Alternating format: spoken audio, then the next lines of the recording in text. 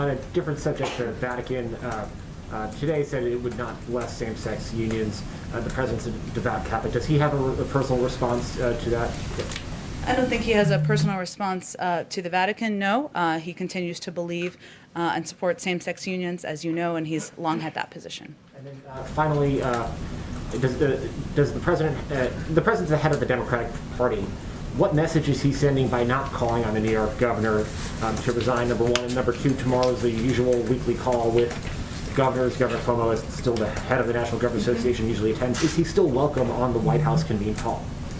Well, let me first say that, like everyone who continues to read stories, new developments seem to happen every day.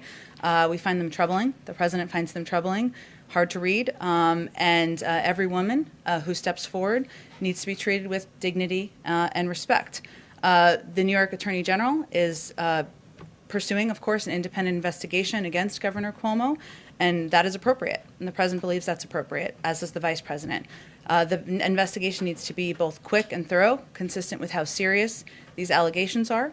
And of course, our objective, though, here continues to be to get the COVID pandemic under control. And we don't want the people of New York or any state to be impacted negatively. We will continue to work with a range of governors, including Governor Cuomo, who I would expect would join the call tomorrow. We'll leave that up to him. But in order to continue to coordinate on getting the pandemic under control and economic assistance out the door. Go ahead. Oh, we'll go to you, Steve, next, so go ahead. Thanks. Just two quick ones. Given how fast-moving the situation has been, does the president believe that his administration has a handle on what's happening on the southern border right now?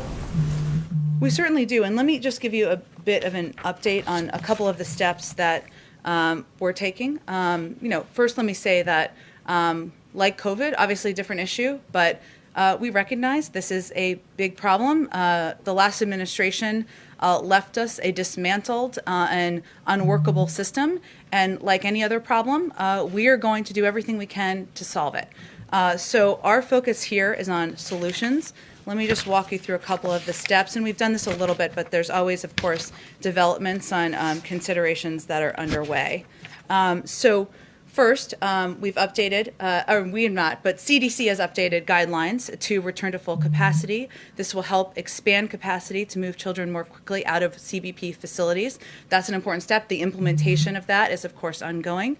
There's now an embedding at the president's ask of HHS and ORR staff with CBP, which will allow government to more quickly ID, vet, confirm sponsors and family members of the unaccompanied minors, and will lead to quicker placement. Because as you know, or as all of you know, big issues here are expediting what's happening at the border. None of these Border Patrol facilities are made for children, and we want to move them as quickly as possible into shelters and then into homes. FEMA, this was an announcement over the weekend, is now providing support at the border, adding extra capacity to HHS for quick processing to avoid overcrowding.